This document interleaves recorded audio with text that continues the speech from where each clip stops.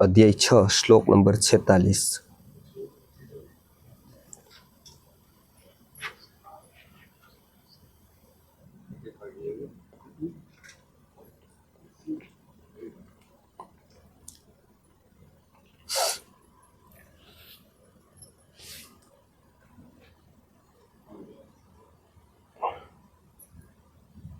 गुरुर्ब्रह्मा गुरुर्विष्णुः गुरुर्देवो महेश्वरः गुरुः साक्षात् परब्रह्म तस्मै श्री गुरवे नमः।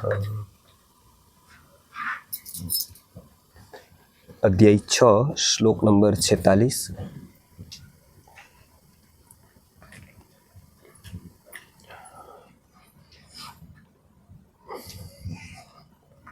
तपस्वीभ्योऽधिको योगी तपस्वीभ्योऽधिको योगी ज्ञानीभ्योऽपि मतोऽधिकः ज्ञानीभ्योऽपि मतोऽधिकः कर्मिभ्यश्चाधिको योगी कर्मिभ्यश्चाधिको योगी तस्माद्योगी भवार्जुन तस्माद्योगी भवार्जुन। आ श्लोक में गया वखते आपणे जोयुं हतुं 3 केटेगरी आपवामां आवी छे, एक तपस्वी, एक ज्ञानी, एक कर्मी। आ 3 थी योगी ऊपर छे एवुं कह्युं छे। एटले सौ पहेला ए समजवानुं छे कि गीता तपस्वी कोने कहे छे। एमां आपणे तपनी व्याख्या जोई हती। योग दर्शनकार एवुं कहे छे तपो द्वंद्व सहनम। तप एटले शुं तो के द्वंद्व सहन करवा, एने तप कहेवामां आवे छे। तप तो थाय छे जो जीवन में कोई लक्ष्य होय छे। जीवन में कोई लक्ष्य ज नथी तो तपनो कोई अर्थ नथी, तो तपनो कोई रोल नथी। तप जीवननुं लक्ष्य कांई होय ए लक्ष्य प्राप्त करवा माटे जे सुख अथवा दुख, खास करीने दुख आवे ए दुख ने समतापूर्वक सहन करवा, एने तप कहेवाय छे। सामान्य व्यक्ति जीवन में एने कोई लक्ष्य जोतुं नथी, कदाच होय आवे तो पण जगतनो प्रवाह एने लगभग भूलावी दे छे। कां तो ए प्रतिकूलता में पड़ी जाय छे अने कां तो प्रलोभन एने झुकावी दे छे। एटले मोटुं लक्ष्य उपर लांबो समय सुधी काम नथी करता। कोई थोड़ा दिवस सारी वस्तु सारी पण थोड़ा दिवस लागे छे, परमेनेंट सारी नथी लागती। केम तो के सारी वस्तु ने जगत सारी माने ज छे एवुं नथी। जगतनो प्रवाह आखो भौतिक छे, जगतनी दृष्टि ज भौतिक छे अने अध्यात्ममां आत्मिक दृष्टिनुं महत्व छे, भौतिक नहीं। एटले हमेशा जगत जेनी किंमत करे छे अध्यात्ममां एनुं बहु खूब महत्व नथी होतुं। अध्यात्ममां जेनुं महत्व छे एने जगत किंमत करी शकतुं नथी। एटले जेनो आधार मत उपर रहे छे ए अध्यात्म में विकास नहीं करी सकता। सत उपर जेनो आधार रहे छे ए विकास करी शके छे। मत उपर एटले के बधा लोको शुं माने, बधा लोको शुं कहे, बधा लोको फॉलो कोने करे, एनी मान्यता बदलती जती होय लोकोनी। एटले ए स्थिर नथी अने अध्यात्ममां स्थिरतानुं महत्व छे। एटले गीताकार कहे छे तपस्वीभ्योऽधिको योगी। तप कोने कहेवाय छे तो के तप एने कहेवाय छे के जीवन में कोई पण एक सत्कर्मनुं लक्ष्य लो जे शरीर करता ऊपर होय, भौतिक करता ऊपर होय अने ए प्राप्त करवा माटे जे તમે દુઃખો સહન કરો, અગવડતા સહન કરો. એ દુઃખ અથવા અગવડતા એ આવેલી નથી, ઉપાડેલી છે. આવેલા દુઃખ તો બધાય સહન કરે, પણ ઉપાડેલી અગવડતા, ઉપાડેલા દુઃખ એ સહન કરે એનું નામ છે તપ. વ્યવહારમાં કેટલી બધી વ્યાખ્યા તપની થાય છે. કોઈ ઉપવાસ કરે છે, કોઈ એકટાણા કરે છે, કોઈ એક પગે ઊભું રહે છે, કોઈ બાધા લે છે. કેટલા બધા તપના પ્રકાર આવે છે. વેદાંતમાં એવું કહેવાય છે કે એવા તપને બહુ અર્થ નથી, કેમ કે તપ શરીર સાથે જોડાયેલી વાત છે જ નહીં. તપની અસર શેના ઉપર છે? તો કે તપની અસર મન અને આત્મા ઉપર છે. શરીર સાથેને બહુ લેવા દેવા નથી. એટલે વેદાંતમાં તપ સમજાવતી વખતે હંમેશા સૌ પ્રથમ એ કહ્યું કે પહેલાં સૌથી પ્રથમ તપ શું નથી એ જાણી લો. એમાં એમને કહ્યું કે મીન સ્નાનરત. કોઈ એવું માને છે કે સ્નાન કરવું, ચોખ્ખાઈમાં રહેવું, શુચિતામાં રહેવું, પવિત્ર રહેવું, કોઈ અડી ન જાય એનું ધ્યાન રાખવું, આ બધું તપમાં આવે. એટલે કે અમે નાયા વગર કાંઈ નથી કરતા, દરરોજ નાહી છીએ, કોઈ કે 3 વાર નાહી છીએ, કોઈ કે 2 વાર નાહી છીએ, ભગવાનને નવડાવી છીએ. આ બધા જ એક પ્રેસ્ટીજ, એક વિશેષતા બતાવે છે. તો વેદાંત એવું કહે છે કે જો નાયાથી તપ થઈ જતું હોય તો મીન સ્નાનરત, તો માછલી સૌથી વધારે નાય છે, તો માછલી સૌથી વધારે તપસ્વી હોવી જોઈએ. મીન સ્નાનરત એટલે એનો તપ એ બહારનું પાણી છે, બહારનું શરીર છે. એને મન અને આત્મા સાથે કોઈ સંબંધ નથી. એના ગુણો છે 10 આયુર્વેદની દ્રષ્ટિથી સ્નાનના, પણ એ શરીરના સ્તરની વાત છે. એને અને આત્માને બહુ સંબંધ નથી. જો સ્નાનરત તપસ્વી હોય તો મીન સ્નાનરત. પછી કેટલાક એવું કહે છે કે કંઈ ખાતા નથી, નિર્જલા કરે છે, 1 દિવસના, 2 દિવસના, 3 દિવસના ઉપવાસ કરે છે. એને એના માટે એક તો એને કેળવાયેલું મન છે, એટલું તો ચોક્કસ. ભૂખ્યું રહેવું એ સહેલી વાત નથી, કેમ કે આપણે તો જમીને કંઈક જોઈ છે, જમીને પાછું કંઈક ને કંઈક જોતું હોય છે વારંવાર. પણ એ ભૂખ્યા રહીએ છે એટલી તો વાત સારી જ છે એની, એ વાત એટલે સુધી સારી. પણ એટલા માત્રથી એ તપસ્વી નથી. તો કે જો એટલા માત્રથી તપસ્વી ગણી શકાય તો કે ફણી પવન ભૂખ, તો પછી નાગ સૌથી મોટો તપસ્વી છે, કેમ કે એ પવન જ લે છે. આને તો કાંઈ જોઈ છે, મને તો પવન જ જોઈએ, પાણી પણ નથી લેતું. દરમાં રહે છે તો એકદમ આખું ચોમાસું એમને મરીએ. એક કુંદળ ખાઈ જાય તો 4-5 મહિના એને પછી બહાર ન નીકળે, પછી બહુ ગરમી થાય તો બહાર નીકળે. ત્યાં સુધી શું ખાય તો કે ફણી પવન ભૂખ, પવન લે, ખાલી હવા ઉપર જીવે. તો કેટલો તપસ્વી હોવો જોઈએ? કોઈ પણ વસ્તુ નથી ખાતો, પાણી પણ નથી પીતો, છતાંય તપસ્વી નથી. પછી તો કે મેષસ્તુ પર્ણાશનો. કોઈ એવું કહે છે કે કાચું ખાય છે, ખાલી પાંદડા ઉપર રહે છે, ખાલી પાંદ જ ખાય છે. કેટલાક લોકો પાંદ એટલે ફળ ફૂલ એવું કંઈ ખાય છે, કંદ ખાય છે, અન્ન લેતા જ નથી, વર્ષો સુધી અન્ન નથી લેતા.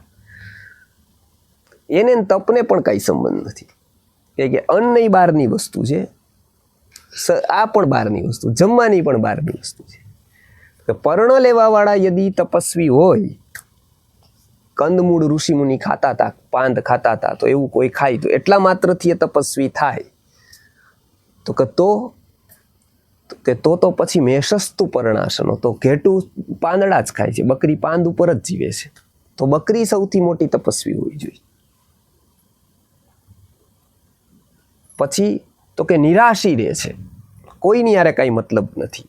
કોઈ આવે છે તો ગાળો દઈ દે છે ને, કાં તો મારે છે ને, કાં તો મહાત્મા છે તો બહુ પહોંચી ગયેલા છે, કેમ કે કોઈને બોલાવતા જ નથી. નિરાશી છે એકદમ, આશા જ નથી, કોઈની યાર કાંઈ વાત જ નથી કરતા, તો એ મોટા તપસ્વી છે. ગુફામાં, હિમાલયમાં એવા ઘણા લોકો છે જે સંસાર છોડીને ગયા છે. લોકો એને કહે છે કે બહુ મોટા તપસ્વી છે. કેમ? તો કે લોકોની કોઈ પડેલી નથી, ઉલટું લોકો જાય છે તો એમને અપમાન કરી દે છે. તો કે જો એને તપ કહેવાય તો નિરાશી ખલું ચાતક પ્રતિદિનમ. ચાતક સૌથી નિરાશી છે. એ પાણીને નહીં કાંઈ જમતો જ નથી. ઓલા તો ખાલી જમવાનું મૂકે છે, આ તો પાણી જ બધું મૂકી દે છે. એકમાત્ર વૃષ્ટિની રાહ જોવે છે. સ્વાતિ નક્ષત્રમાં પાણી પડે ત્યાં સુધી એ રાહ જોવે છે. આ વખતે આવ્યો વરસાદ તો ભલે, નકર એ પીતું જ નથી પાણી. નિરાશી રહે છે, એકદમ નિરાશી છે. બીજી કોઈ પ્રત્યેથી આશા નથી. એટલા માત્રથી પણ તપસ્વી નથી. નિરાશી ખલું ચાતક પ્રતિદિનમ. પછી તો કે કેટલાક લોકો ગુફામાં રહે છે, અંદર રહે છે, બહાર નીકળતા જ નથી. એકાંત સેવન કરે છે. એકાંત સેવન કરવાથી જો તપસ્વી હોય તો શેતે બિલે મૂષક, તો પછી ઉંદર છે એના જેવા જેટલા નાના નાના જંતુ છે એ બધા દરમાં જ રહે છે. તો એ બધા તપસ્વી હોવા જોઈએ. તો કે એ તપસ્વી નથી. પછી તો કે ભસ્મ લગાવે છે. તો કે ભસ્મ લે પણ તત્પર નનું ખરો. ગધેડો હંમેશા ભસ્મ જ લગાવે છે, હંમેશા આડોટે જ છે ધૂળમાં. કે ધ્યાન કરે છે આખો દિવસ શિબિરોમાં, સવારથી બેસી જાય છે ધ્યાનમાં, સાંજ સુધી ધ્યાન કરે છે. તો ધ્યાનવાળા તપ કરે છે એવું કહેવાય? તો કે નહીં, ધ્યાનાધિરૂઢો બકઃ. તો બગલો સૌથી મોટું ધ્યાન કરે છે. ધ્યાન જ હોય, પણ કોના ઉપર હોય? તો કે માછલી ઉપર હોય છે. એકદમ એકાગ્રતા સાધી લે છે. તો કે સર્વે કિમ ન યાંતિ મોક્ષ પદવીમ, એ બધા જ ઉપરની ચેતના સુધી જઈ શકતા નથી. શું કામ? તો કે ભક્તિ પ્રધાનં તપઃ. તપમાં પ્રધાન શું છે? તો કે ભક્તિ પ્રધાનં તપઃ. બધામાં પ્રધાન હોય તો એ આત્મા છે, ચેતના છે. એમને અસર થાય એને કહેવાય છે તપ. એટલે જીવનમાં જો જીવનને વિકસિત કરવું હોય, જીવનને આત્માના ઉન્નતિના સોપાન તરફ લઈ જવાનું હોય, તો સૌ પ્રથમ તપને સમજવાની અતિશય જરૂર છે. બીજી બધી લાગતી ક્રિયાઓ એ તપ નથી, કેમ કે એની અસર મન અને આત્મા ઉપર નથી. એની અસર શરીર ઉપર હોઈ શકે. કોઈ કદાચ ભૂખ્યું રહે, ડાયટિંગ કરી અને કદાચ એનું વજન ઉતરી જાય તો એ સારું છે શરીર માટે. એ કદાચ સ્વાસ્થ્યની રીતે પણ સારું છે, પણ એ તપ નથી. એનો તપ સાથે સંબંધ નથી. કોઈ કદાચ ડાયટિંગ ન કરે તો પણ એનો તપ સાથે સંબંધ નથી. એટલે જીવન વિકાસ કરવાનો છે જેને, એમને તપ સમજી લેવું જોઈએ. એટલે સૌ પ્રથમ તો નિયમ એ કીધો કે વ્યક્તિને ભૌતિક જીવન કરતા ઉપર કંઈક છે એટલું પહેલા અસ્તિત્વનો સ્વીકાર થવો જોઈએ. ભૌતિક જીવન એટલે શરીરથી લઈને સંસાર સુધીની બધી જ વસ્તુ ભૌતિકમાં આવે છે. શરીરથી શરૂ કરીએ ત્યાંથી લઈને પૂરો સંસાર એ ભૌતિક છે. કપડાં ભૌતિક છે, સ્કૂલ ભૌતિક છે, શિક્ષણ ભૌતિક છે, બધું જ ભૌતિક છે. એનાથી ઉપર કંઈક છે એનો અસ્તિત્વનો સ્વીકાર સૌ પ્રથમ. જો એ સ્વીકાર નથી તો એક પહેલા જ સ્તરે પૂરું છે. તો કોઈ અર્થ જ નથી જીવનના લક્ષ્યનો. પછી તો પશુ કરતાં કાંઈ અલગ છે જ નહીં, ઉપર છે જ નહીં. એમનું પણ જીવન શરીરથી શરૂ થાય છે અને સંસારમાં પૂરું થઈ જાય છે. એટલે પહેલી વસ્તુ એ કે શરીરથી ભૌતિકથી ઉપર કોઈક વસ્તુ છે એને અસ્તિત્વનો સ્વીકાર. બીજું, એ અસ્તિત્વનો સ્વીકાર કર્યા પછી એની જ કેન્દ્રતા. સ્વીકાર એ બધા કરી લઈએ પણ એ સાઈડમાં હોય, બાકી બધું જ મુખ્ય હોય. જીવનમાં બીજા અનેક ક્ષેત્રોમાં આગળ વધવાનું હોય, અનેક પ્રકારના કામ હોય, અનેક જગ્યાએ અનેક પ્રકારની ડીલ હોય, અનેક પ્રકારના વ્યવહારો હોય, અનેકની સાથે સંબંધો હોય. આ બધું જ મહત્વનું હોય. મહત્વનું શું નથી? તો કે અધ્યાત્મ. કોઈ લક્ષ્યની વાત એ મહત્વની નથી. તો એની કેન્દ્રિતતા આવે, લક્ષ્ય કેન્દ્રિતતા એ બીજી વાત. બીજું બધું ધીમે ધીમે ગૌણ લાગવા માંડે, અધ્યાત્મ કેન્દ્રમાં આવતું જાય. જો એવું થાય ને તો જ વ્યક્તિની શક્તિ કેન્દ્રિત થાય. જે વ્યક્તિ થોડું થોડું કરે ને એ વ્યક્તિ ક્યારે પણ ફોકસ ન કરી શકે. થોડાથી શરૂઆત થઈ શકે. સૂર્યનું એવું લાગે કે સૂર્ય કદાચ 100 વર્ષ તપશે, કાગળ એક રાખો, ધીમે ધીમે એમાં પ્રકાશ આવશે ને કાગળ બાળશે, તો 100 વર્ષ સુધી સૂર્ય તપતો રહે, કાગળ એમ ન રહે. કાગળ બળે ન બળે. 100 વર્ષનો સૂર્ય છે, ફોકસ કિરણો નથી. કિરણો ફોકસ ન હોવાથી તપે ખરા, બળે નહીં. તપે તો પાછું ઠરી જાય. અધ્યાત્મમાં પણ ગૌણ વસ્તુ આવે, એને ગૌણ રીતે લેવામાં આવે. તપે ખરા, ક્યારેક ઉત્સાહ આવી જાય. શ્રાવણ મહિનો આવે તો ભક્તિ આવી જાય. ભાદરવા મહિનામાં હતું એવું ને એવું થઈ જાય. ગીતાની કથા, ભાગવતની કથા બેસે, ફરી પાછા બધા આવી જાય.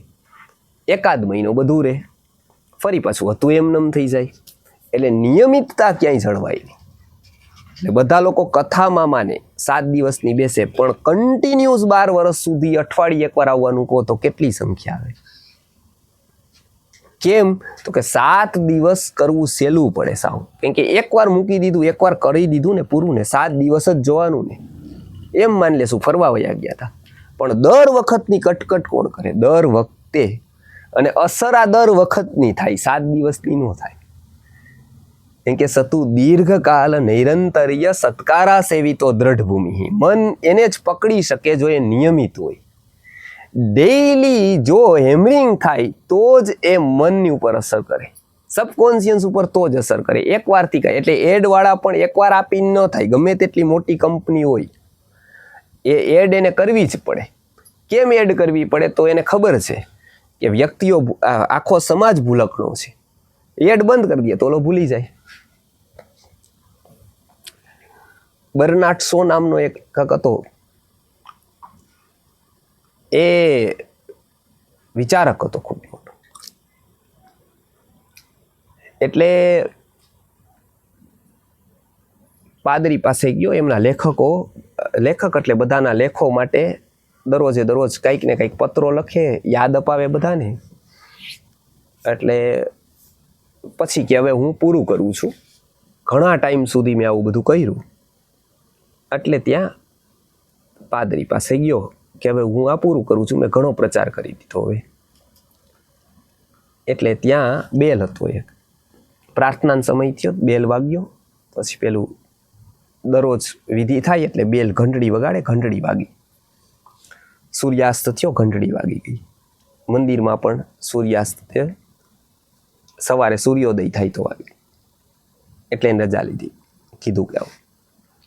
એટલે પેલા એને સલાહ આપી કે તું આ ચાલુ રાખ, પણ આટલા વર્ષો સુધી મેં કર્યું, હવે મને બધા જ ઓળખતા થઈ ગયા છે. તો કે એટલે હવે તું વધારે ચાલુ રાખ. કેમ? તો કે જો આ ચર્ચને બધા ઓળખે છે. તો કે હા, તોય અમે સવારે ને સાંજે યાદ દેવડાવી છીએ કે નહીં, કે અમે છીએ હજી. એટલે તો ઘંટડી વગાડી છે, બધાને ખબર પડે કે હજી એ બંધ નથી થઈ ગયો, હજી ચાલુ જ છે. તો કે આ સવાર અને સાંજનો ક્રમ અમારે એટલે રાખવો પડે છે, કેમ કે અમે બંધ કરી દઈને તો અમને લોકો ભૂલી જાય. લોકોને વાગે છે એ યાદ, એ હેમરિંગ થાય છે, દરરોજ દેખાય છે, હેમરિંગ થાય છે, તો જ એ યાદ રહે છે. એટલે અહીંયા સૌ પ્રથમ વાત એ આવે કે નિયમિતતા જીવનમાં મહત્વની છે.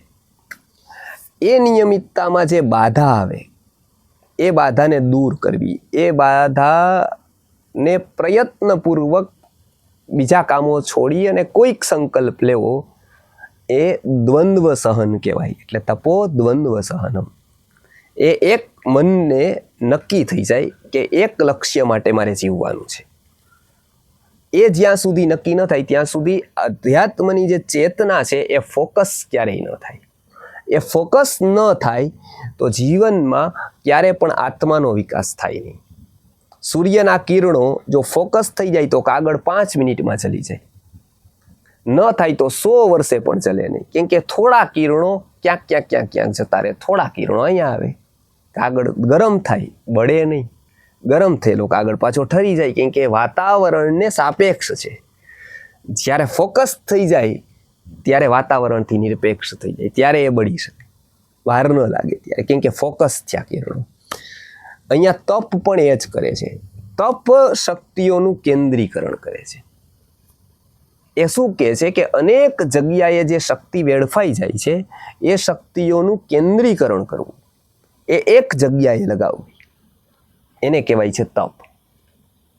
એટલે અહીંયા તપસ્વીની વ્યાખ્યા એવી કે જેને એક જગ્યાએ અધ્યાત્મમાં શક્તિ લગાવવાની શરૂઆત કરેલી છે અને વ્યર્થમાંથી કમસે કમ એ લીધેલી છે, શક્તિ છોડી દીધી છે, વ્યર્થના કામો છોડી દીધા છે, અધ્યાત્મમાં કમસે કમ શરૂઆત કરેલી છે. એટલે આ એક તપની વ્યાખ્યા કરી. તપો દ્વંદ્વ સહનમ, એટલે કે તપ એ દ્વંદ્વને સહન કરવા એ તપ છે. બીજી 12 જે તપ કહેવાય છે એ તપ વ્યવહારિક છે, વાસ્તવિક નથી. વ્યવહારિક એટલે એને વ્યવહારમાં તપ કહેવાય છે અને બીજા લાભ હોઈ શકે, પણ જે તપનું ઉત્તમ જે પરિણામ કીધું છે એ ન હોઈ શકે. એટલે ગીતામાં પણ 3 પ્રકારના તપ કીધા.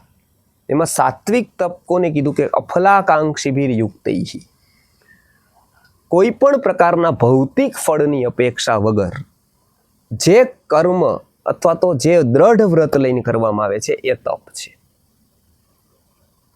અફલાકાંક્ષીભીર યુક્તૈહિ, અફલાકાંક્ષી એટલે કે ફળની, ભૌતિક ફળની, કોઈ પણ પ્રકારના ભૌતિક ફળની અપેક્ષા જાય પછીની જે સ્થિતિ આવે છે એ તપ કરવા માટે મન છે એ તૈયાર થાય છે.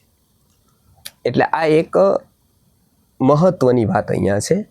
બીજી મહત્વની વાત એ છે કે જીવનનો વિકાસ કરવો હોય તો ગીતા જે અત્યારે તપ કહેવાય છે, કાય ક્લેશને, શરીર પીડનને, એ તપમાં પણ માનતી નથી અને સાથે સાથે જે ભોગ કહેવાય છે એમાં પણ માનતી નથી. એ કહે છે કે જો શરીરને તપાવવામાં આવે તો પણ ચેતના શરીરના સ્તર ઉપર રહે છે અને ભોગ ભોગવવામાં આવે તો પણ શરીરના સ્તર ઉપર જ ચેતના રહે છે. એ ભૂલાય છે ક્યારે? કોઈ વ્યક્તિ એક્સરસાઇઝ કરે છે, જીમ કરે છે, જીમ કરે છે ને એને પણ શરીર જ દેખાય છે, શરીર યાદ આવે, શરીર બધી જગ્યાએથી શરીર શરીર શરીર શરીર કેન્દ્રમાં રહે છે. એક વ્યક્તિ માંદી છે, રોગી છે, એની દવા ચાલે છે, પગ દુખે છે, હાથ દુખે છે, એમાં પણ શું થશે? એને પણ શરીર યાદ આવે છે. હેડેક છે તો આપણને માથું યાદ આવે છે, અહીંયા દુખાવો છે તો આપણને પગ યાદ આવે છે. જો શરીર સ્વસ્થ હોય તો મુખ્ય લક્ષણ એ છે કે સ્વસ્થ શરીર હોય તો શરીર ભૂલાઈ જાય છે. રોગ શરીરમાં કોઈ જગ્યાએ હોય તો એ અંગ, જે અંગમાં રોગ છે એ અંગ આપણને વારંવાર યાદ આવે. દાંત દુખતો હોય તો દિવસમાં 10 વાર દાંત યાદ આવે, પગ દુખતા હોય તો પગ જ યાદ આવે. તો હંમેશા બોર્ડ જ જોતા રહી કે પગનું નિષ્ણાત કોણ, જાહેરાત જોવે કે પગના દુખાવા મટાડો. આંખ હોય તો આંખના દુખાવા મટાડવામાં જાહેરાતમાં ધ્યાન જાય, કંઈ ને કંઈ ધ્યાન જતા રહે બોર્ડમાં. તો સૌથી કોનું બોર્ડ શેમાં ધ્યાન જાય તો કે આ બધા બોર્ડમાંથી એક જ દેખાય કે ભાઈ પગનું દુખાવો મટાડો, કેમ કે પગનો દુખાવો છે એટલે એનું કેન્દ્ર બિંદુ ચેતનાનું એ બની જાય છે. એટલે બધી જ જગ્યાએ હાઇલાઇટ. પેપર જોવે છે તો એને જ જોતો એક્સિડન્ટ કેટલા થયા, અવસાનનો. એ જોવે છે કે કયું તેલ સારું, તો મોટા અક્ષરે જાહેરાત હોય પગના દુખાવાનો ઈલાજ તુરંત 3 દિવસમાં, તરત જ ત્યાં ધ્યાન ખેંચાઈ જાય. 3 દિવસમાં દુખાવો જાય તો હા, કેમ? તો કે ચેતનાનું કેન્દ્ર બિંદુ એ થઈ ગયું છે, હંમેશા એ યાદ આવે છે. તો કે એનાથી ઉપર ઉઠવું હોય તો ગીતાકાર સંયમનો માર્ગ કહે છે. એ એમ કહે છે કે જો શરીરના સ્તરે ચેતના રહે તો પણ કામનું નથી, શરીરના નીચેના સ્તરે ચેતના રહે તો પણ કામનું નથી, એ ઉપરની તરફ જાય. તો ક્યારે જાય? તો કે શરીર ભૂલાઈ જાય તો. શરીર ક્યારે ભૂલાઈ જાય? શરીર સ્વસ્થ હોય તો. એટલે બુદ્ધની વાત આવે છે. ગૌતમ બુદ્ધ રાજકુમાર છે. રાજકુમાર છે, પૂર્વજન્મના કોઈક સાધક છે, યોગી છે. આ જન્મ એનો રાજાને ત્યાં થાય છે, શુદ્ધોધન નામના. ગીતાકારે કીધું એવું, ભગવદ્ ગીતામાં આપણે જોયું, શુચિનામ શ્રીમતાંગે હે યોગ ભ્રષ્ટો વિજાયતે. અથવા યોગીનામેવ કુલે ભવતી ધીમતામ, એમાં શુચિનામ શ્રીમતાંગે હે યોગ ભ્રષ્ટો જાય. એટલે બધી જ સગવડતા સામાન્ય વ્યક્તિ જે મેળવવા માટે તપ કરે, સામાન્ય વ્યક્તિ મેળવવા માટે માનતા માને, સામાન્ય વ્યક્તિ મેળવવા માટે તનતોડ મહેનત કરે, એવું એ કરતો રે 1 જન્મ 2 જન્મ 3 જન્મ ને એને મળે બધું, એવું આને જન્મથી મળી ગયું બધું. આવું બધું જ છે એની પાસે. રાજ્યના ઘરે, રાજાના ઘરે જન્મ છે, કંઈ બાકી નથી. ધન સંપત્તિ વૈભવ નોકર ચાકર બધું જ છે. અને ખરેખર પ્રશ્ન કંઈક નથી ત્યારે તો એ મેળવવાનો હોય છે. પ્રશ્ન ત્યારે થાય જ્યારે બધું આવી જાય, ત્યારે અંતે આનું કરવાનું શું? આ બધું બીજા માટે જ કરવાનું ને. અંતે આ એક વ્યક્તિને કેટલું જોઈએ? જો એની મહત્વાકાંક્ષા ઓછી છે તો બહુ ઓછું જોઈએ. મહત્વાકાંક્ષા જ વધારે છે તો એનું કોઈ લિમિટ જ નથી. તો એને જોઈ કેટલું એનું કોઈ ગણિત જ નથી. પણ અંતે એ કોના માટે છે? કે સંમિલને હિ નયનયોર નહીં કિંચિદ અસ્તિ. એમાં એક કથા સરસ છે. વેદાંત એ સમજાવે છે, માર્મિક વાત સમજાવે છે. એ કે કથામાં એ આવે છે, વેદાંતે આ દ્રષ્ટાંત રૂપે ઘણી માર્મિક કથા લીધેલી છે. જ્યોતિષનું કામ કરે છે. ભારતમાં 2 વસ્તુ નિરંતર ચાલે છે. એક કાલે ન ફલતી વેદાહ, વેદાધ્યયન કરો તો વેદનું ફળ બહુ કાળ જાય પછી મળે. અને મળે કે નહીં મળે એમાં પ્રશ્ન છે. આ સમાજ તરફથી મળે કે નહીં એનું કોઈ ગેરંટી નથી, કેમ કે સમાજને એમાંથી કંઈ જોતું નથી. સમાજ એ સ્તરે જ નથી કે સમજી શકે કે આ વાત શેની છે. એટલે કે કાલે ન ફલતી વેદાહ, એનું કામ કરો તો કાલે ન ફલતી, કાલ જાય, બહુ કાલ જાય પછી ફલે કે ન ફલે. બરાબર, ફળ આપે ન આપે કાંઈ નક્કી નહીં. સમાજ તરફથી રિસ્પોન્સ આવે કે ન આવે કાંઈ નક્કી નહીં. પછી માસમ એકમ પુરાણકમ, પુરાણની કથા કરો તો 1 મહિનામાં પરિણામ આવે. લોકો સમજી શકે, સંગીત હોય બધું હોય એટલે સમજી શકે. નહીં, બરાબર, સ્તરની વાત થાય.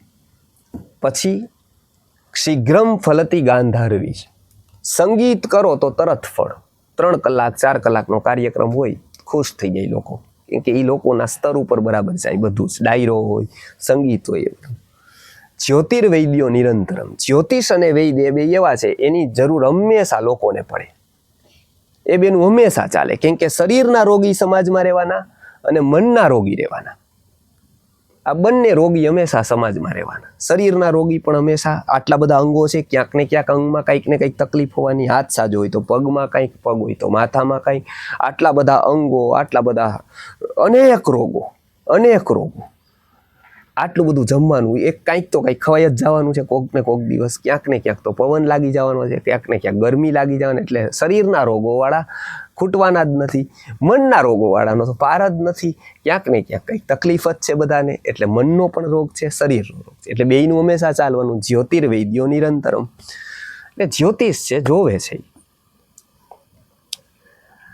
એટલે મુહૂર્ત બધાને કાઢી આપે, મુહૂર્ત આપે, સમય કહે કે આ સમય આ કરો, આ સમય આ કરો. એ કરે એટલે સફળ થાય. એટલે ખ્યાતિ થઈ ગઈ, ખૂબ ખ્યાતિ થઈ ગઈ. એટલે લોકો સાંભળ્યું તો ચોર આવી ગયા એક દિવસ કે ઘણા બધું કર્યું પણ કાંઈ વળતું નથી. એટલે અત્યારે જે અમારી જે કલા છે એ અજમાવાની છે કે ચોરી કરવા જવાનું છે. ચોરી કરવા, એટલે કે એવું મુહૂર્ત આપો કે અમે સફળ થઈ જઈએ. એટલે પહેલાં તો એમને એમ કીધું કે એવું હું કામ નથી કરતો, ચોરી અને એવી હું નહીં, એ કામ હું કરતો જ નથી. એટલે એને ધીમેકથી સોના મોહર મૂકી બે.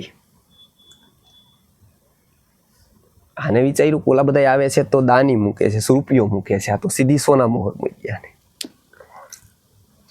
વેધા દ્વેધા ભ્રમમ ચક્રે કાંતાસુ કનકેશુ ચ તાસુ તેષુ અનાસક્તો સાક્ષાત ભર્ગો નરાકૃતિ.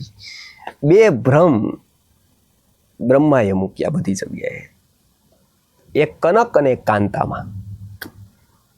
એની સામે વ્યક્તિ ઝૂકી જાય. વેધા દ્વેધા ભ્રમમ ચક્રે કાંતાસુ કનકેશુ છે, એની સામે ઝૂકી જ જાય. જો પોતાને કોઈ લક્ષ્ય ન હોય તો એને ઝુકાવવા બહુ સહેલો પડે. એ ગમે તેવડો સત્તાધારી હોય, ગમે તેટલો મોટો હોય, ગમે તેટલો કલાકાર હોય, આત્મવિદ્યા એની પાસે નથી એટલે ગમે તેટલો મોટો સમાજસેવક હોય, આત્માનું અનુસંધાન નથી એટલે એ ઝૂકી જાય. એટલે એને ખબર હતી કે એમનું શું વીક પોઈન્ટ હોઈ શકે. સોના મોહરનું તાસુ તેસુ અનાસક્તો, જો એનામાં બે અનાસક્તિ સાધી લે, તાસુ તેસુ અનાસક્તો સાક્ષાત ભર્ગો નરાકૃતિ, એ સાક્ષાત ભર્ગ છે, એનામાં સૂર્ય જેવી તેજસ્વીતા ઘટિત થાય. એ જો નિરપેક્ષ રહેતો એટલે પછી ચાલો હું જોઈ દઉં, આ તો મારું કામ કહેવાય, લોકોનું આટલું કરી છે, આટલું બધું મને આપે છે તો મારે એનું કામ કરી દેવું જોઈએ. એટલે મુહૂર્ત કાઢી આપ્યું. મુહૂર્ત કાઢી આપ્યું, ચોરે ચોરી કરી, સફળ થઈ ગયો. સફળ થઈ ગયો એટલે થોડા દિવસ પછી આવ્યો, 10 સોના મોહર લઈને ધરી દીધી કે ખૂબ સફળ રહ્યું તમારું મુહૂર્ત. જ્યાં ગયો ત્યાં કોઈ હતું જ નહીં ઘરમાં, એટલે કોઈ તકલીફ પડી જ નહીં, સફળ ચોરી થઈ ગઈ. હવે પાછું મુહૂર્ત કાઢી આપો આવતા મહિના. એટલે પહેલી વાર જે ઝટકો લાગ્યો તો બીજી વાર સહજ થઈ ગયો. એકવાર વ્યક્તિ કંઈ પણ રીતે ઝૂકે પછી એને ઝુકાવવો બહુ સહેલો પડે. બસ પરીક્ષા માત્ર પહેલી વારની હોય. પછી કે આ વખતે એટલું સારું કાઢી આપો, બીજી વાર કાઢી આપ્યું, બીજી વાર સફળ થઈ ગયો પેલો. એટલે બીજી વાર 20 સોના મોહર લઈને ધરી દીધી. આ વખતે પણ ખૂબ સારું મુહૂર્ત થયું તમારું, હજી હવે આ કાઢી આપો આવતા મહિનાનું. એટલે આવતા મહિને પાછું. એટલે કે કેટલાની ચોરી? કે મને આ વખતે 200 સોના મોહર મળ્યા. કે તને 200 મળ્યા ને મને 20 જ ખાલી. કે હવે પાર્ટનરશિપ કરવી હોય તો કે 50-50% ભાગ કરવો હોય તો આવશે, જે આવે એમાં અડધો અડધો ભાગ, તો મુહૂર્ત કાઢી આપો. એટલે પહેલાં થયું મુહૂર્ત સફળ જ થાય છે તો અડધો ભાગ દેવામાં કાંઈ વાંધો નથી. વ્યક્તિનું મન કેવું કલ્પનાશીલ છે, કેટલું વિચિત્ર છે. એક જ મન છે, એક દિવસ એને કહેતું હતું કે આ શું, એ જ મન આજે એવું કહે છે કે 20થી શું થાય, મને અડધું આપો તો બરાબર. પેલો તૈયાર થઈ ગયો, કાંઈ વાત. પછી ચોરી કરવી, પછી 500 સોના મોહર એટલે આપવા આવ્યો. એટલે એને 250 આપ્યા. થોડાક દિવસો પાછા ગયા, 4-5 મહિના. એટલે પાછું કીધું કે હવે ફરી પાછું, કેમ કે વારંવાર કરાય નહીં ને કર પબ્લિકમાં રોષ થાય તો ઓલું ભૂલાવા દેવું જોઈએ. તો ઓલું ભૂલાઈ ગયું 6-7 મહિને, 8 મહિને. લોકોની સ્મૃતિ શક્તિ સમાજની ખૂબ ઓછી છે. એક દિવસ પેપરમાં સમાચારમાં આવે, આપણને એમ થાય ઓ શું થઈ જાય, ત્યાં 3 દિવસ મહિની પબ્લિક હોય પાછી એવી ને એવી. એને કાંઈ ફરક જ ન પડે. અતિ સ્મૃતિ બહુ ટૂંકી. પાછી સમાજ ભૂલી ગયો 6-8 મહિને. એટલે પાછો આવ્યો કે હવે ઓલું બધું ભૂલાઈ ગયું છે. પાછું આંદોલન થયું હતું, બધું થયું હતું, રાજા ઉપર ફરિયાદ, હવે બધું ભૂલાઈ ગયું, પાછું હવે ચોરી. એટલે આને વિચાર્યું કે ઓકે ભૂલાઈ ગયું છે તો હા. એટલે એ કે મુહૂર્ત હવે કાઢી આપો. કે બરાબર. આને વિચાર્યું કે મુહૂર્ત મારું, મહેનત હું કરું, દિશા હું બતાવું. આ માત્ર જઈ આવે ને ચોરી કરી આવે ને અડધો ભાગ લઈ જાય, એના કરતાં હું જ જાઉં સીધો, તો આ વચ્ચેથી જ આને કાઢી નાખું. એટલે એને વિચાર્યું કે હવે મારે સ્વતંત્ર શરૂ કરવો છે ધંધો, હવે મારે સ્વતંત્ર બિઝનેસ શરૂ કરવો છે. વચ્ચેનું કોઈ ન જોઈએ. એટલે કે તને તારું રીતે હું સ્વતંત્ર તારું મૂળભૂત કાઢી આપીશ હવે પછી, પણ હવે મારે મારું અજમાવાનું છે. એકવાર મારે સ્વતંત્ર કરવાનું છે. કોને ખબર તારા કરતાં મારા ભાગ્યમ વધારે હોય, તને કદાચ એટલું ન મળતું હોય, હું જાઉં તો વધારે મળે. એટલે એ રાજાના મહેલમાં જાય છે. સફળતા વ્યક્તિને કંઈ પણ કરે છે. જેવી રીતે એક નશો દારૂનો છે, એક નશો બીજા વસ્તુઓનો છે, એવી રીતે એક નશો સફળતાનો છે. સફળ વ્યક્તિ ઘણી વાર ઘણું ખોટું કરી શકે, કેમ કે સફળતા એક નશો ઊભો કરે, વિવેક ન આવવા દે વ્યક્તિમાં. એટલે ત્યાં ગયા. ત્યાં જઈ અને રાજાનો મહેલ હતો, નીચે બધું જોયું હતું કે ક્યારે બધા જ બહાર ગયા હતા, એકલો રાજા હતો. શયન ખંડમાં બધો ખજાનો રહેતો હતો. આ બધું જ એને જોઈ લીધું, પહેલા જાણી લીધું બધું જ, એટલે શયન ખંડમાં સૂતો હતો. આ નીચે વયો ગયો. એટલે રાજા કવિ સંસ્કૃતજ્ઞ હતો, એટલે યાદ કરતો હતો. રાત્રે યાદ કરે ને, બોલે વારંવાર, બધી લાઈટો બંધ કરી દીધી, બોલે વારંવાર. એકલા તો કોઈ હતું નહીં, બધા જ બહાર ગયા હતા ક્યાંક પ્રવાસમાં, એટલે વારંવાર બોલીએ રાખે. ચેતો હરા યુવતય તરલા તુરંગા સન્મિત્ર બાંધવા ગર્ભગિરાશ્ચ ભૃત્યા ગર્જંતી દંતી નિવહા તરલા તુરંગા. એમ કહેતો તો શ્લોક બનાવે કે આ કેટલું બધું મારી પાસે છે. ચેતો હરા યુવતય, એક યુવતી, એક સ્ત્રીને મેળવવા માટે કેટલો પ્રયાસ લોકોને થાય, કેટલી કુંડલી મેળવવી પડે, એમાં એક પાસ કરે તો ઓલા નાપાસ કરી દે, ઓલો પાસ કરે તો ઓલા નાપાસ કરે. જગતની કેવું સ્થિતિ એક સ્ત્રી માટે. અને અહીંયા તો ચેતો હરા યુવતય, કેટલી બધી યુવતીઓ. ચેતો હરા, ચિત્તને હરણ કરી લેવી. પછી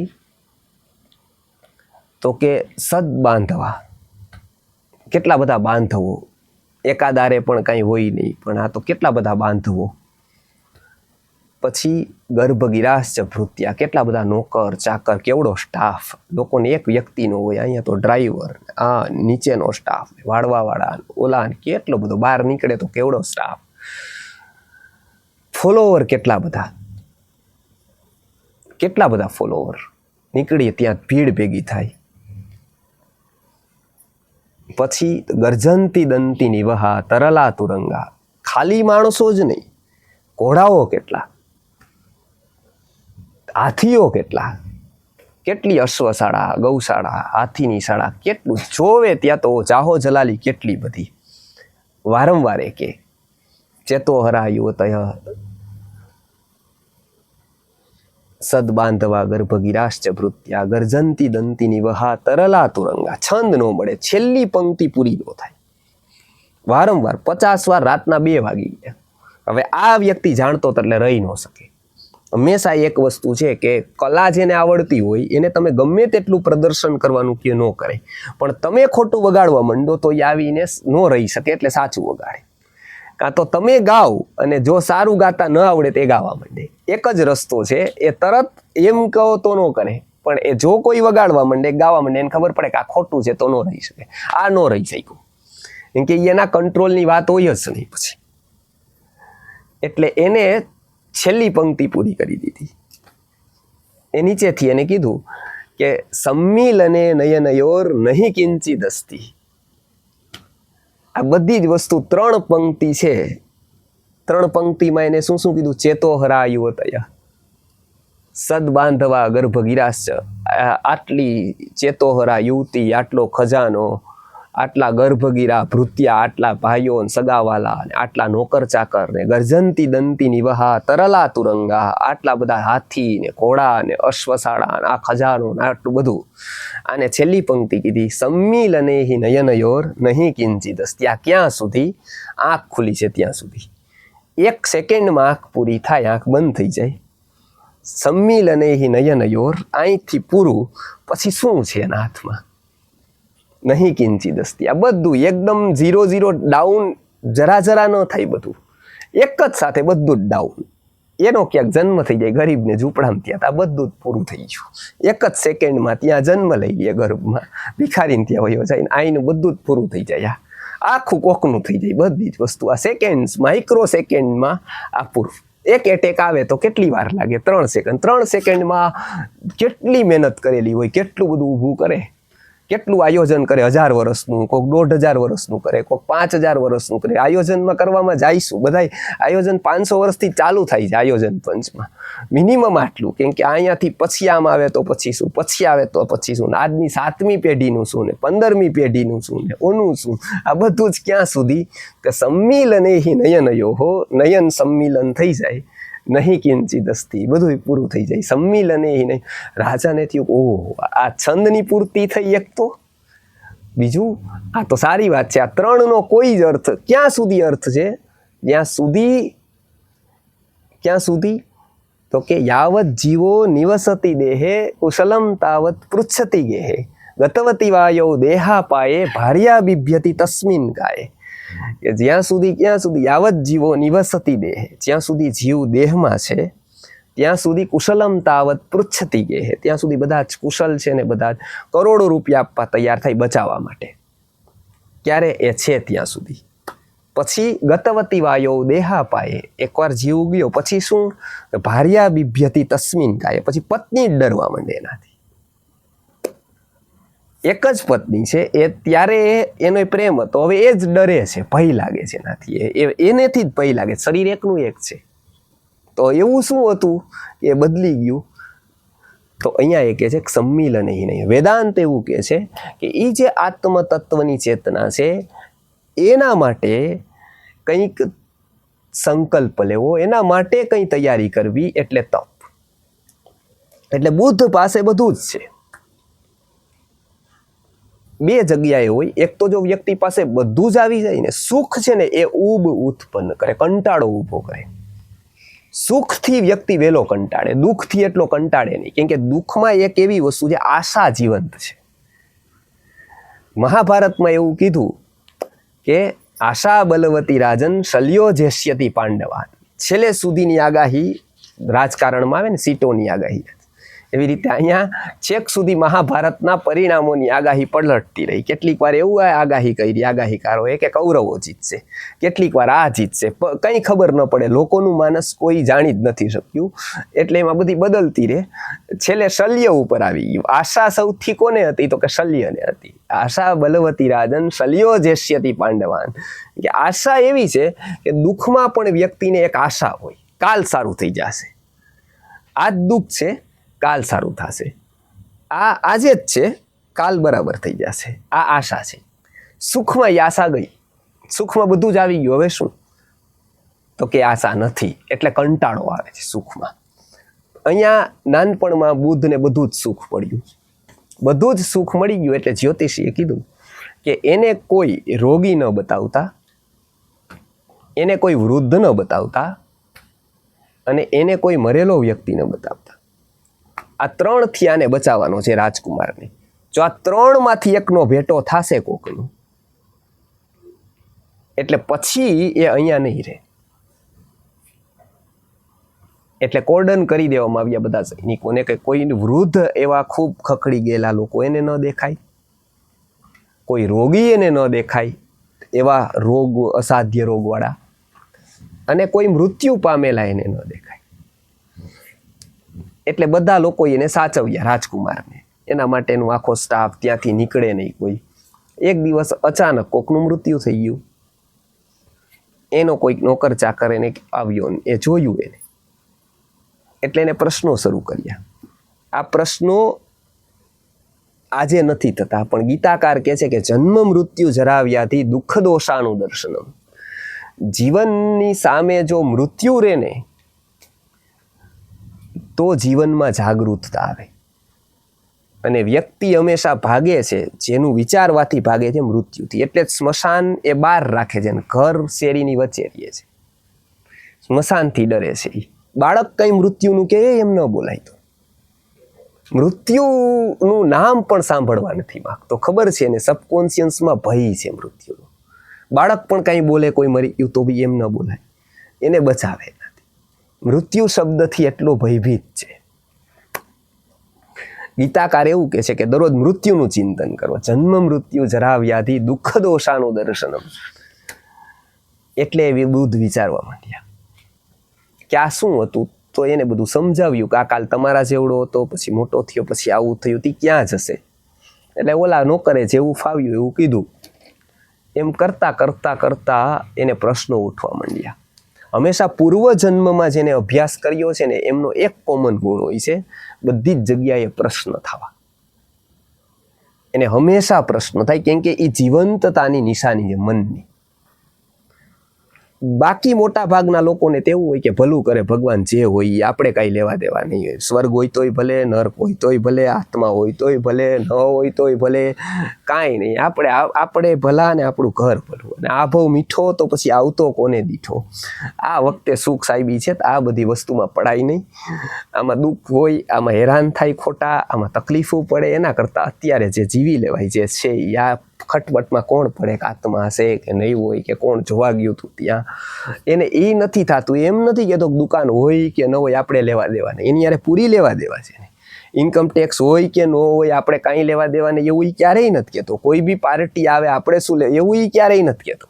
એમાં બધામાં એને રસ છે, એક જ રસ નથી આત્મામાં. એકમાં જ એ કહે છે જે જ એને આત્માની સાથે વધારે લેવા દેવા છે. જે અહીંયાથી જશે તો કોક એ જ સાથે છે, પછી પાર્ટી કઈ હોય એ ક્યાં સાથે છે, દુકાન કઈ હોય એ ક્યાં સાથે છે, એની પાસે એક જ છે. એમાં એ કહે છે એની યારે શું લેવા દેવા. એ પૂર્વજન્મના મૂર્છાના લક્ષણો છે. એને કોઈ દિવસ કોઈ પ્રયત્ન જાગૃતિ માટે કરેલો નથી. જેને પૂર્વજન્મમાં જાગૃતિ માટે પ્રયત્ન કરેલો છે એને નાનપણથી જ આ પ્રશ્ન હોય છે. નાનપણથી પ્રશ્ન હોય છે એટલે નાનપણથી જ એનું જીવન અલગ હોય છે. એ સાધારણ ચીલાચાલુ જીવન નથી, એને પ્રત્યેક પડે પ્રશ્ન આવું શું કામ. એટલે એનો કોઈ અનુશાસતા એ અનુશાસતા પોતે છે. અને એટલે જ જગત જેની પાછળ દોડે છે જે મેળવવા માટે, એ મેળવીને આને પ્રશ્નો છે કે મેળવ્યા પછી શું. બુદ્ધને એ પ્રશ્નો છે. જગત જેની પાસે પડે છે એને પ્રશ્ન નથી કે હું શા માટે પાછળ પડું છું, પણ આને મેળવી લીધા પછી પ્રશ્ન છે કે આનું કરવાનું શું, આ શું કામ. એટલે કદાચ પૂર્વજન્મના બાળકો કોક એવી જગ્યાએ જાય છે તો જીવનભર સંઘર્ષ રહે છે. કેમ કે માતા પિતા એને પોતાના સુખ માટે ઉપયોગ કરવા માંગે છે અને ઓલો વ્યક્તિ એને આત્મવિકાસ કરવા માંગે છે. એટલે બંને વચ્ચે સંઘર્ષ શરૂ થાય છે. એ કેટલો બધો વિરોધ વચ્ચે પણ એક પકડી રાખે છે. કંઈક લોકો એને એના તરફ ખેંચવા પ્રયત્ન કરે છે. આ લડાઈ કોઈને ધ્યાનમાં નથી આવતી. આ લડાઈ એ સંઘર્ષ છે. એ બંને સંઘર્ષમાં છે. એ વિકાસ માટેનો એનો સંઘર્ષ છે. એવી પરિસ્થિતિ જેને મળે છે એવા આત્માઓ સંઘર્ષ કરે છે. એ સંઘર્ષ કરીને આગળ આવવાનો પ્રયત્ન કરે, સારું શીખવાનો પ્રયત્ન કરે છે. એટલે અહીંયા સૌથી પ્રથમ તપની વ્યાખ્યા એ કરી કે જીવનમાં ઉત્તમ લક્ષ્ય માટે જે વ્યક્તિ અંશાત્મક સુખ અથવા પૂર્ણ સુખ છોડવાની તૈયારી રાખે છે. પહેલી વસ્તુ, જીવનના ઉત્તમ પ્રાપ્તિ માટે અંશાત્મક સુખ અથવા પૂર્ણ સુખ છોડવાની તૈયારી રાખે છે. અંશાત્મક દુઃખ અથવા મોટું દુઃખ ઉપાડવાની તૈયારી બતાવે છે. આ તપ છે. ઉત્તમ લક્ષ્ય માટે અત્યારનું સુખ, લાગતું સુખ, મળેલું સુખ છોડવાની તૈયારી બતાવે. આ પહેલું વાત. કેમ કે હંમેશા કંઈક પ્રાપ્ત કરવું હોય તો કંઈક છોડવું પડે છે. વિચાર કરો, આપણે મોટા કામ કરતા થયા તો નાના છોડ્યા ત્યારે કરતા થયા. બહેનો અધિકારી થઈ, કંપનીમાં ગઈ, બધું થયું, નાના કામ છૂટી ગયા, રસોઈ છૂટી, ઘરનું કામ કદાચ કરે સારું છે, પણ કોઈ પણ નાનું કામ, કોઈ પણ પ્રકારનું કામ, એનાથી કાં તો એને ન્યાય ના આપી શકે અને કાં એ છોડે. 2-3 વસ્તુ થાય. એટલે કોઈ પણ કામ છે એ મોટું કામ કરે, નાનું કાં છૂટી જાય કાં છોડવું પડે. એવી જ રીતે કોઈ ઉત્તમ લક્ષ્યની પ્રાપ્તિ માટે કોઈક કામો આ જગતના કદાચ છોડવા પડે તો એ છોડવાની તૈયારી છે.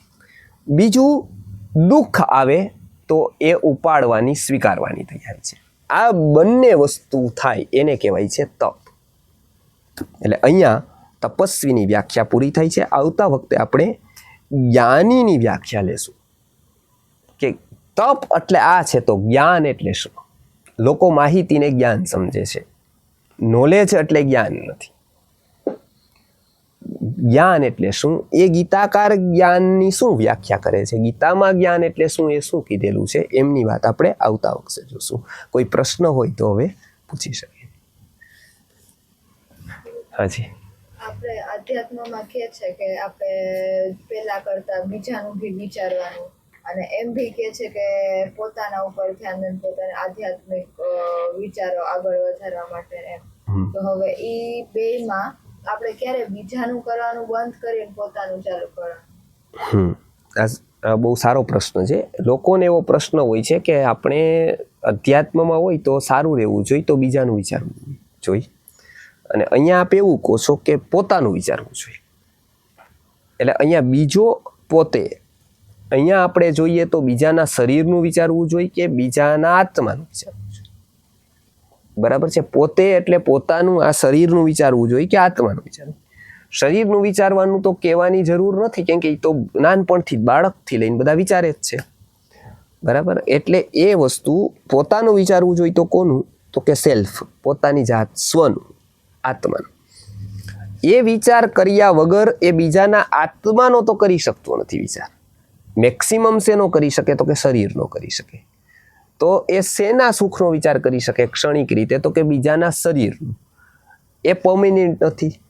એટલે હંમેશા બીજાનું વિચારવાનું હોય, પણ એ ક્યારે ઘટિત થાય? તો કે જો પોતાનું જેને વિચાર્યું હોય એને. કેમ કે જ્યારે એને પોતાના જ આત્માની ખબર નથી ત્યારે બીજા સુધી મેક્સિમમ બોડી સુધી પહોંચી શકશે.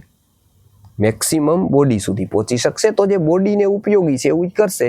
બોડીને ઉપયોગી નથી, તકલીફવાળું છે એ નહીં કરે ને બોડીને ઉપયોગી છે એવું બધું કરવા માંડે તો લોકો તો આજે રોટલા માગે છે તો તમે રોટલા આપશો, કાલે મીઠાઈ માગશે, મીઠાઈ આપશો, પરમ દિવસે દારૂ માગશે, શું કરશો તમે? તો એને દારૂ આપશો. એને મજા ક્યારેક મીઠાઈમાં આવે છે, ક્યારેક રોટલામાં આવે છે, ક્યારેક દારૂમાં આવે છે, ક્યારેક રોટલાનો થ્રો કરશે, ફેંકશે, કા નથી જોતા, જાઓ લઈ જાઓ, અરે દારૂ જોઈ છે. તો તમે એને કેટલા દિવસ ખુશ કરી શકશો? એ આરાધન છે, એ પરમેનન્ટ નથી. લોકો એમ કહે છે કે ગરીબોને જમાડો, ગરીબોને, પણ કેટલા દિવસ જમાડશો તમે? એની કેટલા દિવસ એને ગરીબ રાખશો? અને કેટલાક ક્ષેત્રોમાં એને તમે પૂરું કરતા રહેશો. એક રોટલાનું જ ક્ષેત્ર નથી ને, એને કેટલાય ક્ષેત્રો જેને પોતાના. સામ્યવાદમાં એ થયું કે એમાં બધું જ સરખું કરવામાં આવ્યું કે ભાઈ આર્થિક રીતે બધા સરખા થઈ જાય તો બધાને દુઃખ મટી જાય, તો બધા જ સરખા થઈ જાય તો સમાજના પ્રોબ્લેમ દૂર થઈ જાય. બરાબર. તો સામ્યવાદ આવ્યો તો એમાં એક તો સરખું કરી દીધું એને કે પૈસા બધાની સરખી વેચણી. તો જે લોકો મધ્યમ હતા અને નિમ્ન હતા એને મજા આવી ગઈ, કેમ કે એની પાસે પૈસા આવવાના હતા, ઓલા પાસે જવાના હતા. સમાન વેચણીનો ન્યાય આવ્યો. તો લોકો જે ઇન્સ્પિરેશન હતી એ ચાલી ગઈ, કેમ કે ઓલો વ્યક્તિને થયું કે હું વધારે કમાઈને શું કામ કરું, વેચણી સરખી થવાની છે. જેવી રીતે જોઈન્ટ ફેમિલીમાં થાય છે. જોઈન્ટ ફેમિલીમાં એક મોટો દોષ એ છે કેમ કે એક વ્યક્તિ બેસે તો બીજોને મન થતું હોય તો એના પત્ની ના પડે, કહું તમે શું કામ દોડાદોડી કરો છો, આમને કાંઈ પડેલી નથી તો ઓલોય બંધ કરી દે તો પૂરું થઈ જાય. ત્યારે ક્લોઝ થાય આખું, કે એક તો કામ નથી કરતો, બીજો કામ કરે છે, પત્ની નથી કરવા દેતી, તમે જ દોડાદોડી આખો દી કરો, આને કાંઈ લેવા દેવા નહીં. આ બી બેસે જ, ક્રિકેટ જોવે છે, ફોન કરે છે, મજા કરે છે, આપણે શું લેવા દેવા છે? જો એ બધાનું છે ને એ કોઈનું નથી.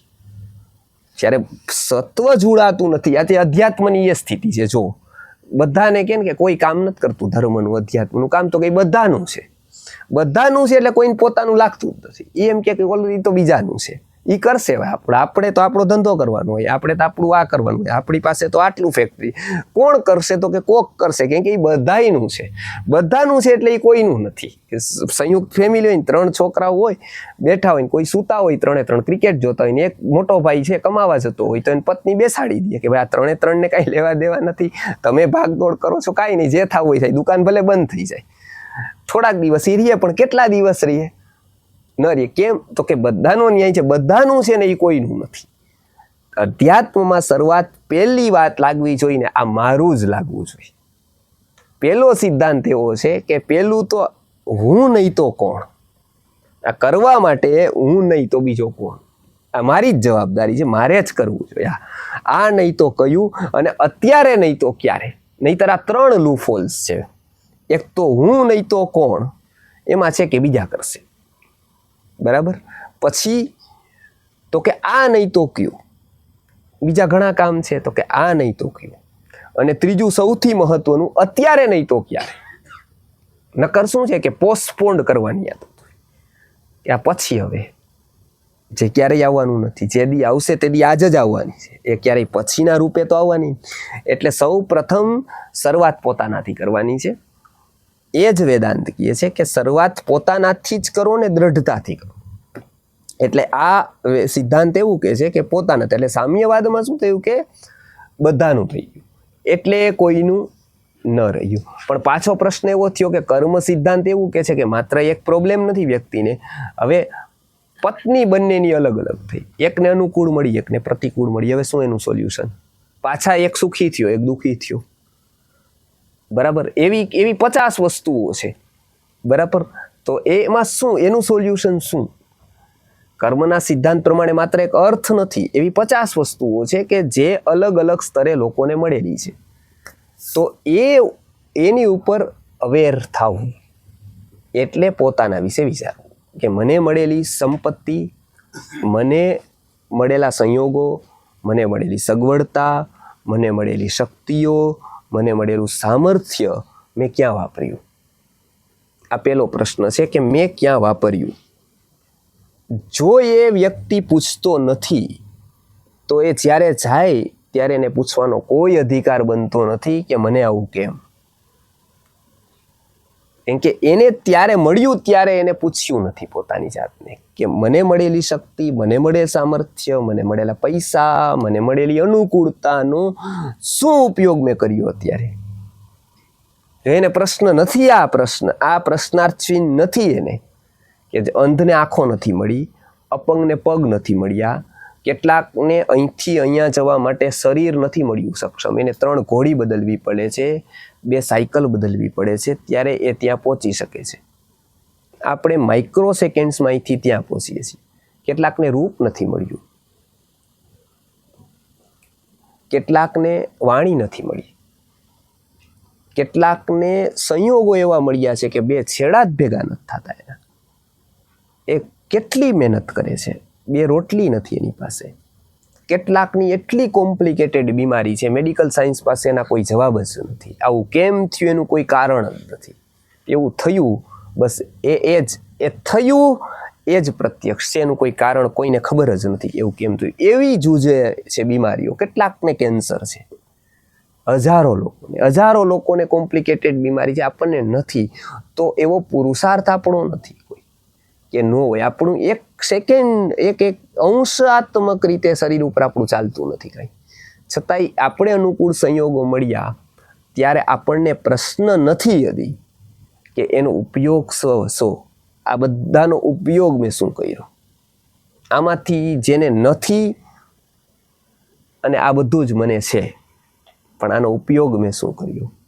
જો એ પ્રશ્ન નથી તો પછી એ પ્રશ્ન પૂછવાનો અધિકાર વ્યક્તિ પાસે કુદરત નથી દેતી કે મને આવું કેમ. બોધની શરૂઆત હંમેશા ત્યાંથી થાય છે.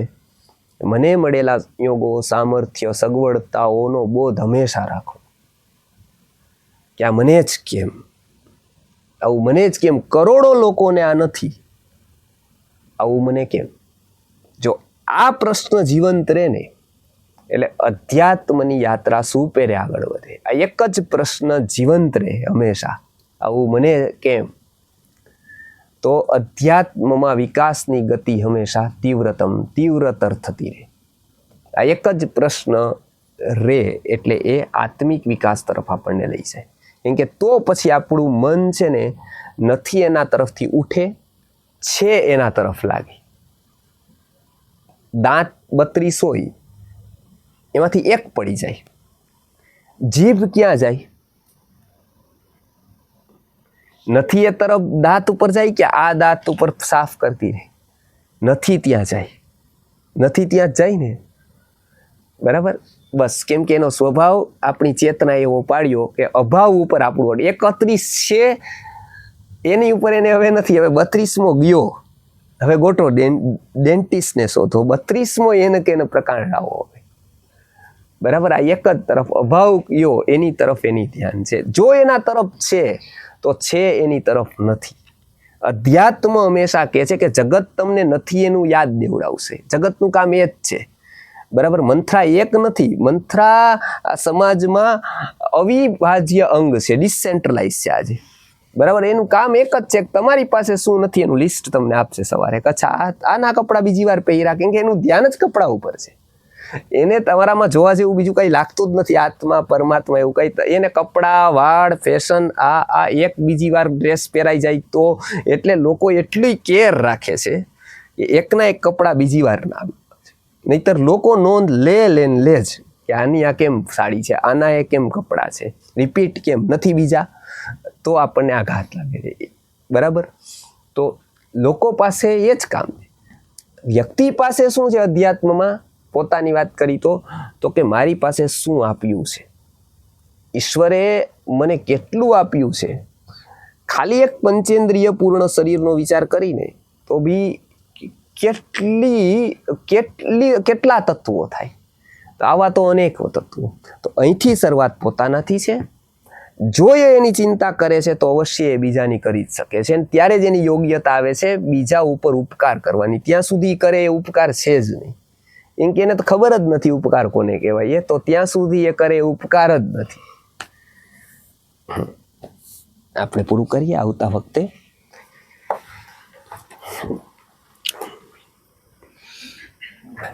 ગુરુર્બ્રહ્મા ગુરુર્વિષ્ણુ ગુરુર્દેવો મહેશ્વરઃ ગુરુ સાક્ષાત